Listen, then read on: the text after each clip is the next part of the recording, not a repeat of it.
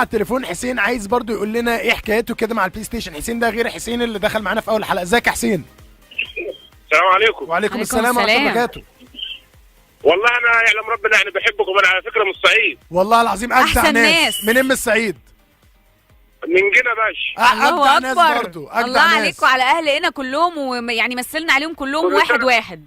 كل سنه وانتم طيبين يا باشا. والله احنا ما كناش بنحب الراديو، بس القعده في المحل خلتني بشغل من التليفون وكده، وبصراحه انا يعني حاجه تفرح يعني. شباب ما شاء الله زي الورد والله. ربنا يخليك يا استاذ حسين. والله بتلعب بلاي ستيشن ولا لا؟ لا احنا البلاي ستيشن عندنا شغل حي شويه. شغل ايه؟ بيبقى يعني بالحي بضرب النار.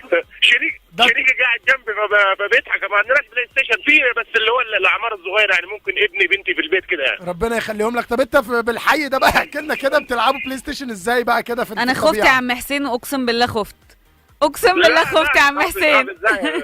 تخاف ازاي؟ الصعيد ما يخوفوش يا استاذ والله. لا طبعا على راسنا والله. بقول لحضرتك يا استاذ يوسف، انا الراجل اللي ماسك المطعم معانا عم ابراهيم صوته ما شاء الله زي الورد والله. باشا عم ابراهيم دلوقتي حالا يخش يغني لي حالا. خد غني له حاجه حلوه عم ابراهيم بالله. اديها يا عم ابراهيم. إلا البعد كل ليلة إلا البعد عديت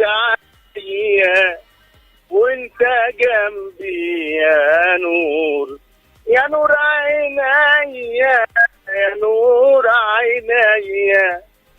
الله يا عم ابراهيم. والله الله على قنا وعلى اللي بيجي لنا من قنا ومواهب قنا، ويا سلام على ناس قنا. والله العظيم ايه الجمال ده، اقسم بالله ما مصدقه. انت طيب يا استاذ حسين. يا استاذ حسين دي احلى هديه لساعه تروح ساعه تيجي عم ابراهيم والاغنيه بتاعته الجميله دي. والله يا ريت تتابعونا كده على طول، ويخش يشاركنا بقى ايه في حلقاتنا ويغني لنا كل مره.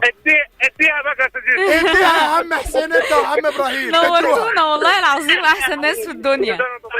وانت طيب وبخير، وانتوا طيبين وبخير. نورتونا والله. ايه الجمال ده. بس الصعيد بيسمعنا. احنا كده احنا ختمنا يا جماعه. احنا نختم دلوقتي يا جماعه.